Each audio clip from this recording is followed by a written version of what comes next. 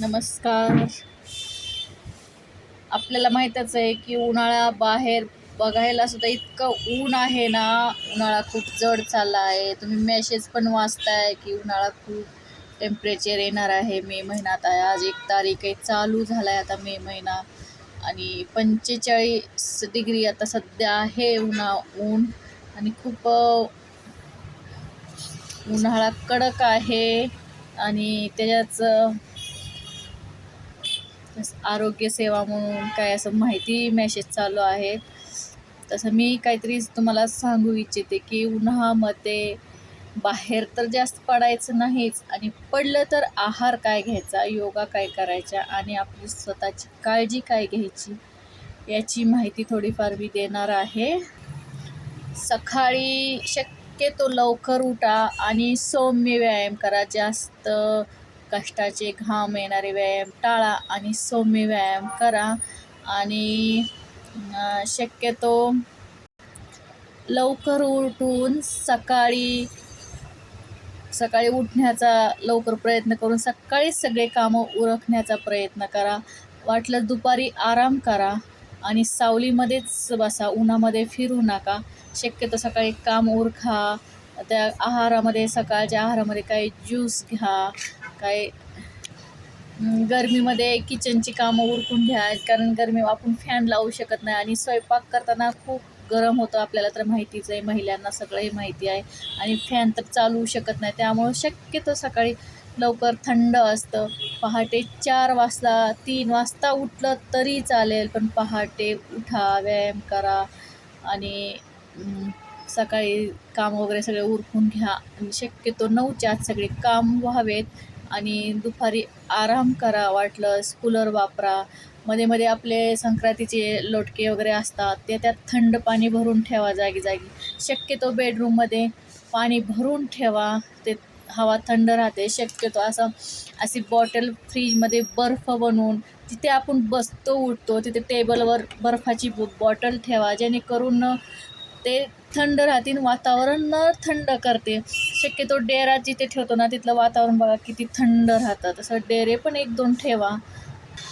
आहारामध्ये, दुपारच्या आहारामध्ये भात वगैरे खा, कारण भात थंड असतं, म्हणजे पोट भरलं जातं. आणि डाळ भात वगैरे असे अन्न घ्या. जास्त आईस्क्रीम वगैरे म्हणतो आपण थंड, पण ते आहाराला हानिकारक आहे असं काही घेऊ नका. आईस्क्रीमच्या जाग्यात तुम्ही आंब्याचं पन्हं घ्या. रोज एक लिंबाचा सरबत, 1 ग्लास सरबत, आंब्याचा पन्हं, किंवा दुसऱ्या दिवशी उसाचा रस. हे 3 आयटेम, आंब्याचं पन्हं, उसाचा रस आणि लिंबू सरबत, हे 3 आयटम एक दिसाड करून 3 आयटम कायम रोजच्या रोज ठेवा. आणि दुपारच्या टायमाला आणि जेवण संध्याकाळी 4 वाजल्यानंतर ताक वगैरे ठेवा. दुधाच्या दही, ताक हे खा, कारण ताक खूप थंड राहतं. त्यात जिरे पावडर 1 पाव किलो आणून त्याची पावडर बनवून ठेवा. आणि चिमूटभर साखर टाकू नका ताकामध्ये, कारण त्याचे पॉझिटिव्ह बॅक्टेरिया मरून जातात. त्यामुळे मीठ नाही टाकायचं, आपलं सेंधव मीठ वगैरे कुठलंही मीठ ताकामध्ये टाकायचं नाही. आणि त्यात फक्त जिरे पावडर टाका आणि ते 4 वाजता प्यायला घ्या. शक्यतो ताक हे 4 वाजता पिलं जातं. आणि बसून पाणी प्या.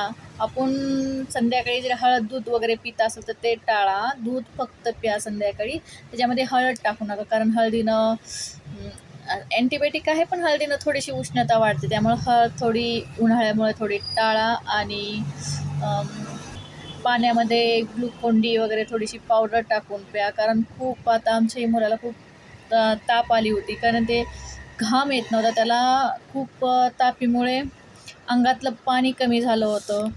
तसं त्यामुळे आम्ही आता त्याला गुलकंद चालू केला आहे. च्यवनप्राश गुलकंद रोज 2-3 चमचे खायला. ते दुधामध्ये टाकून गुलकंद खा. हळद टाळा.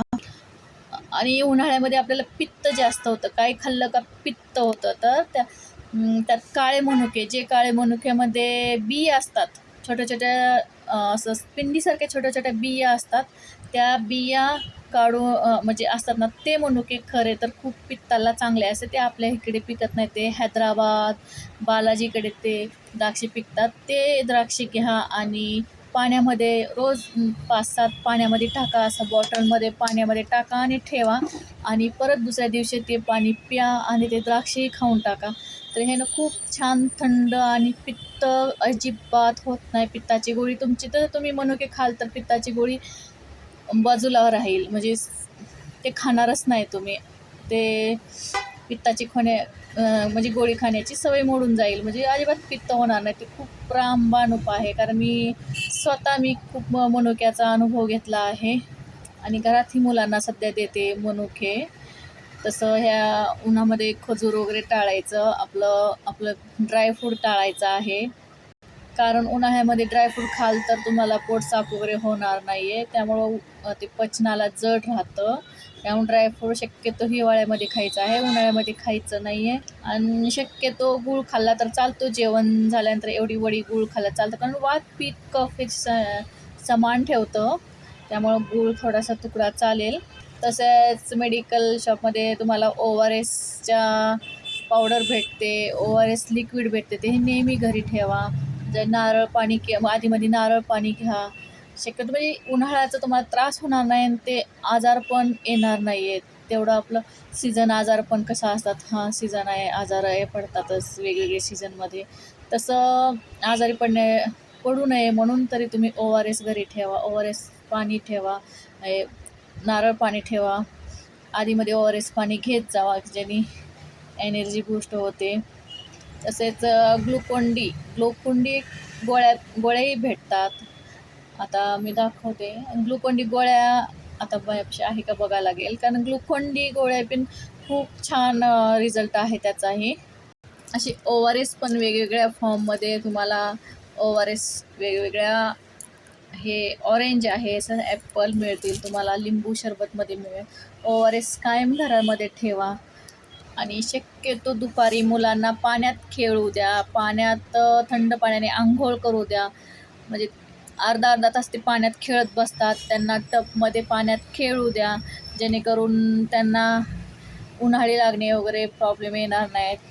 आणि आधीमध्ये थंड पाणी हातपाय तोंड धुवायला सांगा. असं म्हणजे जरा गरम डोकं वगैरे गरम लागत असेल तर शक्यतो अंग गरम लागतं, त्यावेळेस हातपाय तोंड धुवायला मध्ये सांगा. हे जर आपण केलं ना, शक्यतो आजारी पडणार नाही आहेत. ह्याच्याकडून दुर्लक्ष नको आहे ह्याच्याकडून, कारण मीच पाहिलं, माझा मुलगा आत्ताच ॲडमिट होता, कारण शेताकडं वगैरे फिरल्यानंतर त्याला ताप आली की त्याचे अंगातलं म्हणजे पाणी कमी झाल्यामुळे त्याला ॲडमिट करावं लागलं होतं. पण आम्ही परत हे रुटीन चालू ठेवलं आहे, त्यामुळे आता व्यवस्थित आहे. कारण किती उन्हाळा आहे ती आम्हालाही सुरुवातीला समजलं नाही आहे की किती टेम्परेचर आहे. शक्यतो कूलर, पाणी टाकून कूलर वगैरे वापरा आणि शक्यतो AC सगळेच वापरू नाही शकत, पण कूलर तरी वापरण्याचा प्रयत्न करा. जर ज्याच्या घरी कूलर नाही आहे बाबा, तर फॅनखाली जाड टॉवेल घ्यायचा आणि फॅनखाली खुर्चीवर जाड टॉवेल, रग. माझ्या घरी रग टाकली होती मी दुपारी, तर ते रगसुद्धा एका दिवसामध्ये वाळली होती. जे आपण पावसाळ्यात 4-4 दिवस वाळत नाही, ते रग एका दिवसात वाळली. शक्यतो कपडे घरातच टाका, कारण दोरी घरातच बांधा. आपण जशी पावसाळ्यात दोरी बांधतो घरामध्ये, ते दोरी घरातच बांधा आणि रोजचे कपडे घरातच टाका. ते कपडे खराबही होणार नाहीत उन्हाने आणि घर थंड राहील. शक्यतो दारात रोजच्या रोज पाणी टाका आणि फॅनखाली, खुर्चीवर जागी ओला टॉवेल जाड असेल तर फॅनखाली ठेवा, म्हणजे त्याचा थंड वातावरण थंड राहील. आणि आता शक्यतो मी कपडेमध्येच घालते, कारण वातावरण थंड राहण्यासाठी मी कपडे बेडरूममध्ये वगैरे घालते. मी बाहेर कपडे वाळू घालत नाही आहे.